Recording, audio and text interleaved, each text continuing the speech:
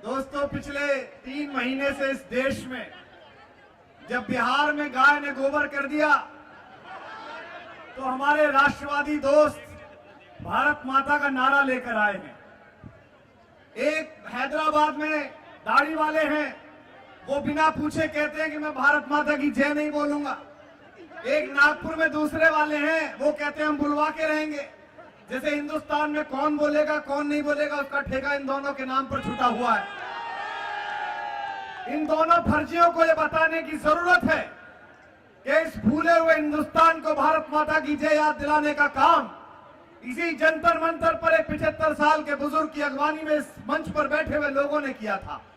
ये वो समय था जब रामलीला मैदान में 11 दिन की भूख के बाद बुजुर्ग अन्ना हजारे भारत माता की जय बोलते थे तो तुर्कमान गेट की मस्जिद से भी भारत माता की जय की आवाज आती थी, हिंदुस्तान के हर कोने से आवाज आती थी। आज वो कहते हैं कि जो वंदे मातरम नहीं बोलता वो भारत का अपराधी है, क्योंकि अंबानी पर सवाल ना हो जाए, अडानी पर सवाल ना हो जाए, 2 साल में विकास पैदा नहीं हुआ इस बात पर सवाल ना हो जाए कि गर्भपात तो नहीं हो गया विकास का। जब एक सच्चे मुसलमान को आप इस बात के लिए बाध्य करने की कोशिश करते हैं, इस मंच पर हमारे साथी इमरान हुसैन बैठे हुए हैं और बाकी सारे साथी सामने भी खड़े हुए हैं। दोस्तों, किसी से वंदे मातरम बुलवाकर, भारत माता की जय बुलवाकर उसकी राष्ट्रभक्ति का प्रमाण पत्र मत मांगिए।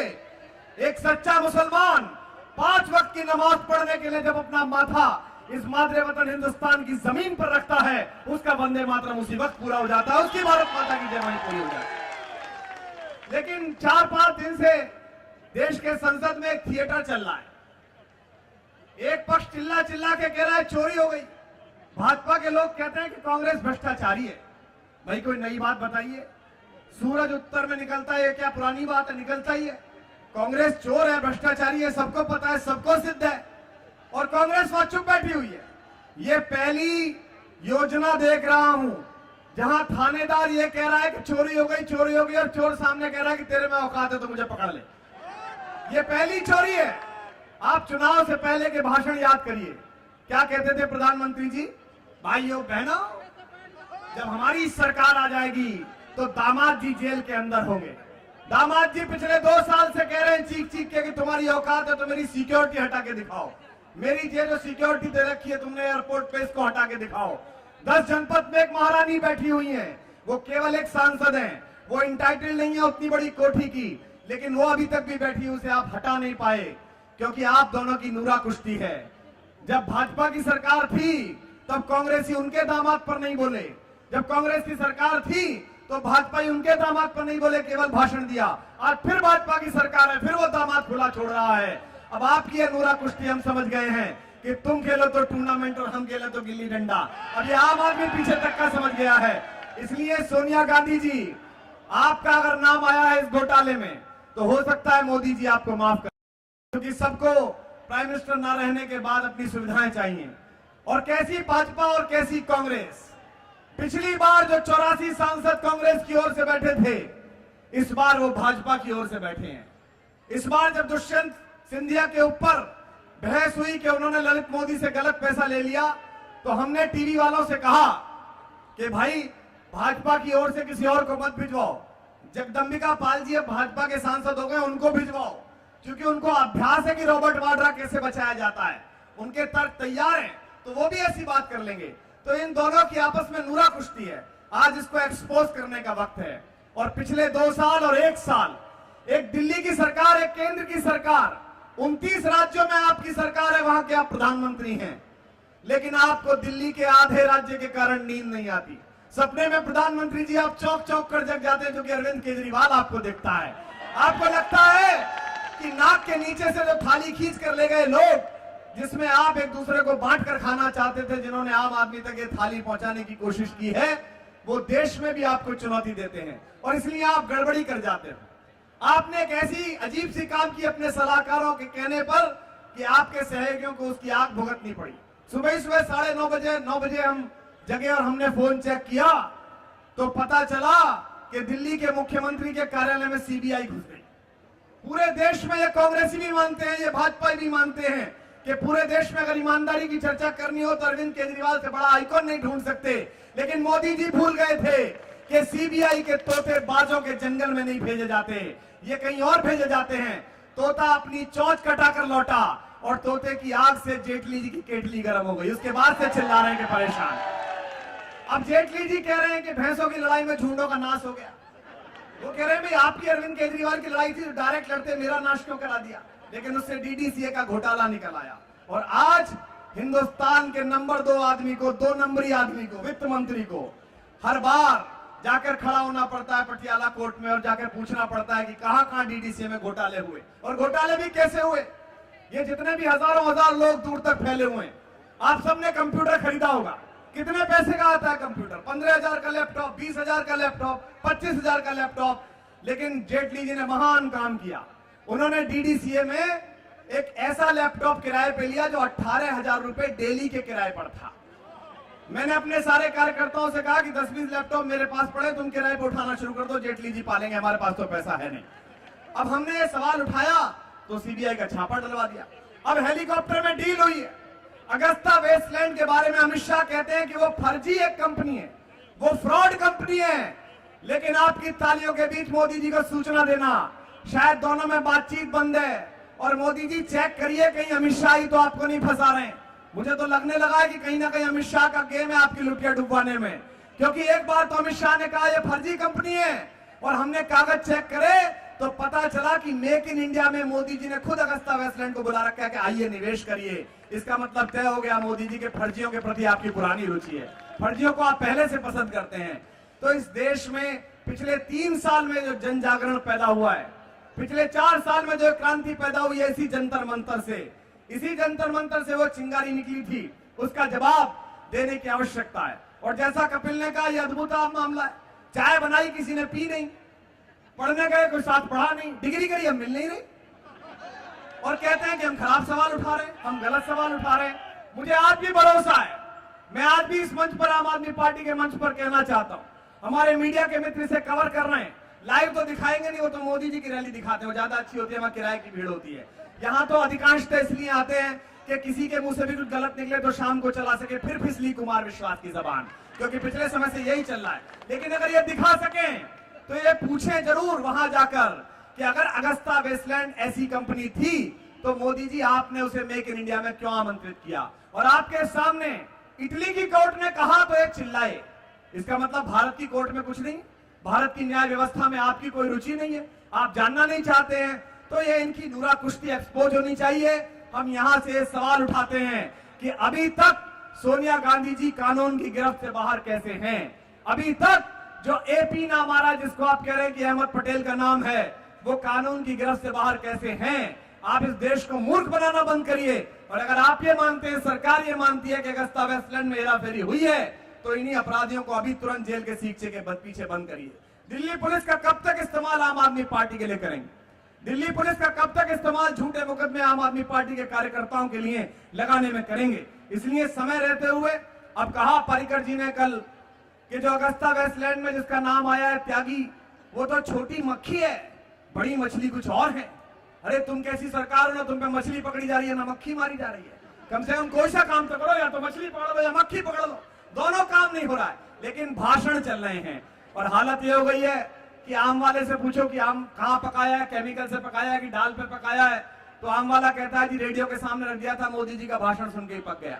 केवल मन की बात हो रही, तो एक मन की बात जरा ऐसी भी करें, इस चौराहे पर आकर भी करें, जनता को बताएं, जनता से कहें कि भाई मैं केवल भाषण दूंगा, आपने मेरा भाषण सुन के मुझे चुना था, अब 5 साल मेरा भाषण सुनो। जिनका काम देखकर चुना था उनका काम आप देख रहे हो। और शिवराज चौहान मध्य प्रदेश में, भोपाल में अपने अधिकारियों को कह रहे हैं, बंद मीटिंग में वो लीक हो गई, कि अगर दिल्ली में अरविंद केजरीवाल 250 करोड़ का एक फ्लाईओवर 150 करोड़ में बना सकते हैं तो तुम क्यों नहीं बना सकते?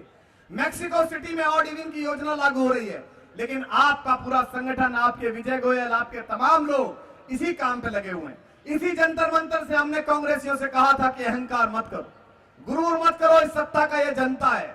उन्हें भी अपनी 48 सीटों का अहंकार था, वो 0 पर पहुंच गए।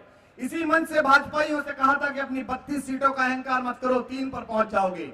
284 सीटों का अहंकार मत करो मोदी जी।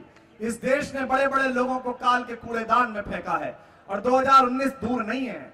वो दिल्ली में आपकी लुटिया डूब चुकी है। डूबी क्या, मिली नहीं दिल्ली में, तो पाई नहीं गई। कहां गई? एक तो डूबना होता है, एक मिलना होता है। गाय लेकर बिहार गए थे, गाय को भी पता था कि दूध यादवों को देना है और गोबर किसे देना है, तो वहां से गोबर लेकर लौटे हैं। अब बंगाल में माता का प्रसाद मिलने वाला है और पंजाब में तो तय है कि कतरे कतरे से आवाज आ रही है कि 117 में से 117 सीट आम आदमी पार्टी पंजाब से जीत के वहां सरकार बनाने जा रही है। इसलिए समय रहते अगर साहेब आप मेहरबान हो गए तो ठीक हो जाएगा, अन्यथा प्रधानमंत्री केवल भाजपा के नहीं है, देश के प्रधानमंत्री। जिस समय आपने सीबीआई का छापा दिल्ली के मुख्यमंत्री के ऑफिस में डलवाया था, उस दिन ही हमने कहा था कि आप प्रधानमंत्री तो हैं लेकिन देश के निर्वाचित नेता आप नहीं रहे।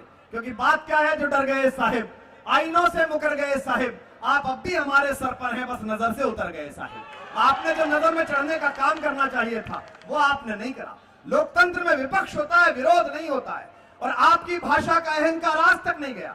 आपने दिल्ली के चुनाव में कहा था ये नक्सली हैं, धरना देने वाले तो जंगली होते हैं। कल मैंने देखा कि संसद के बाहर भाजपा के लोग गांधी जी की प्रतिमा के नीचे धरना दे रहे थे। और धरना भी कौन लोग दे रहे थे? जिन्होंने 6 महीने ये कहा था कि गॉड से भी भगवान जैसे हैं, देवता हैं। मतलब गांधी जी को उन्हें झेलना था जो उन्हें गाली देने वाले हैं। गांधी जी भी शायद दुख में नीचे मुंह करके बैठे थे कि गॉड से के समर्थक मेरे चरणों में आकर बैठे मीडिया को दिखाने के लिए, और कह रहे हैं कि कांग्रेस के भ्रष्टाचार पे कार्रवाई होनी चाहिए। ये भाजपा ही कह रहे हैं। कौन करेगा?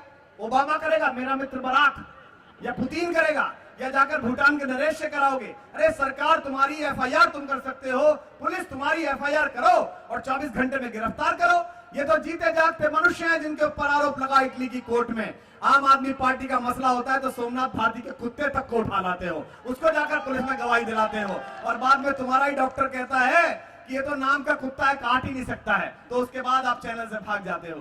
तो ये सब नहीं चलेगा आप कि आपका कुत्ता कुत्ता और हमारा कुत्ता टॉमी। अब आपको अंतर तो करना पड़ेगा। और इस जंतर मंतर से मीडिया के सामने हम ये सवाल उठा रहे हैं। अक्सर वक्त पूछते हैं कि भाई सोनिया गांधी पे तो कार्रवाई करेंगे, लेकिन शीला दीक्षित पे कार्रवाई क्यों नहीं करते? अरविंद केजरीवाल आप लोगों ने कहा था। मैं इस चैनल के माध्यम से जवाब देना चाहता हूं। एक कार्रवाई शुरू की थी हमने एसीबी में। दिल्ली की सरकार ने 250 भ्रष्ट अधिकारियों को सस्पेंड टर्मिनेट करके अधिकतम को जेल भिजवा दिया था। जैसे ही शीला दीक्षित और दिल्ली के लेफ्टिनेंट गवर्नर नजीब जंग के ऊपर आंच आई, पता नहीं मोदी जी का क्या प्रेम जागा, उन्होंने सीआईएसएफ भेजकर दिल्ली सेक्रेटरिएट के 5वें तल पर एसीबी पे कब्जा करा लिया। आज जहां 3रे तल पर मुख्यमंत्री बैठते हैं, अगर मुख्यमंत्री के कार्यालय का बाथरूम खराब हो जाए और वो 5वें तल पे जाना चाहे तो जा नहीं सकते। वहां सीआईएसएफ खड़ी हुई है केंद्र सरकार की। अगर औकात है केंद्र सरकार की तो एसीबी पर कब्जा आज हटाए। अगर 48 घंटे के अंदर शीला दीक्षित पर कार्रवाई ना हो जाए तो हमसे कहना, हम उसके खिलाफ एफआईआर करके कार्रवाई। तो हमको ज्ञान देने की कोशिश मत करो, अफवाहें फैलाने की कोशिश मत करो, एक दूसरे को बचाने की कोशिश मत करो। पहले कहते थे कि पाकिस्तान से अगर एक सिर काटेंगे तो हम 10 सिर काटेंगे, लेकिन शर्म करो राष्ट्रवादियों। अचानक अफगानिस्तान से आते हुए एक दिन मन में क्या जगा कि बिना बुलाए बाराती बनकर नवाज शरीफ के उतर गए और बोले कि मैं चाय पीने आया हूं। ये तो पता था कि देश में बेचते हैं, पर पीने इतनी दूर जाते हैं ये मुझे पता नहीं था, ये पहली बार पता चला। और उस चाय का क्या परिणाम हुआ? चाय पीने के 1 हफ्ते बाद पठानकोट में आतंकवादी घुसे और हमारे जाबाज सैनिकों को शहीद करके चले गए। लेफ्टिनेंट निरंजन की खून सनी वर्दी पूरे हिंदुस्तान ने देखी। और दोस्तों 40 साल तक हम कहते रहे कि आईएसआई हिंदुस्तान में आतंक फैला रही है। 40 साल तक हम कहते रहे कि पाकिस्तानी सेना भारत में आतंक फैला रही है। मोदी जी केवल कांग्रेसी नहीं, जिन राष्ट्रवादी अटल बिहारी वाजपेयी का फोटो लगाकर आप मोदी जी बने हो, वे अटल बिहारी वाजपेयी यूनाइटेड नेशंस में क्या कराए कि पाकिस्तानी आर्मी का हाथ है। और एक दिन ऐसा भी हमने देखा कि वही पाकिस्तानी आर्मी, वही आईएसआई हिंदुस्तान में जांच करने आई पठानकोट में कि हत्याएं ठीक तरह से हो गई या नहीं हो गई। और उसके बाद भी हमारे भाजपा के साथी चुप बैठे रहे। तब मुझे लगा कि अब तो बोलना चाहिए, क्योंकि बुलंदी का नशा सिमतों का जादू तोड़ देती है, हवा उड़ते हुए पंछी के बाजू तोड़ देती है। सियासी भेड़ियों, थोड़ी बहुत गैरत जरूरी है, तवायफ तक किसी मौके पे घुंघरू तोड़ देती है। कम से कम शहीदों पर तो ये मत करिए। तो ये बेनकाब हुए पूरे देश के सामने। और बेनकाब भी क्यों हुए? पाकिस्तान उतरने की क्या मजबूरी थी? पाकिस्तान उतरने की मजबूरी ये थी कि जिन सेठों को लेकर घूमते हो, उन सेठों का अफगानिस्तान में धंधा है। लोग कहते हैं कि उस धंधे में पाकिस्तान के प्रधानमंत्री नवाज शरीफ के बेटे भी शामिल है और भारत के कुछ सेठ शामिल है। वहां जो लोहा खोदा जा रहा है, अगर वो दुबई के रास्ते आया तो महंगा हो जाएगा, पाकिस्तान के रास्ते आया तो सस्ता हो जाएगा, सेठ को फायदा होगा। शायद कहीं इस डीलिंग के लिए तो आप नहीं उतर गए थे, देश जानना चाहता है। वरना आप कहते थे, आपको याद है, आपने आपकी अदालत में कहा था ये पाकिस्तान को लव लेटर लिखना बंद करो। पिछली सरकारें तो लव लेटर लिखती थी, आप तो लव लेटर देने खुद ही चले गए।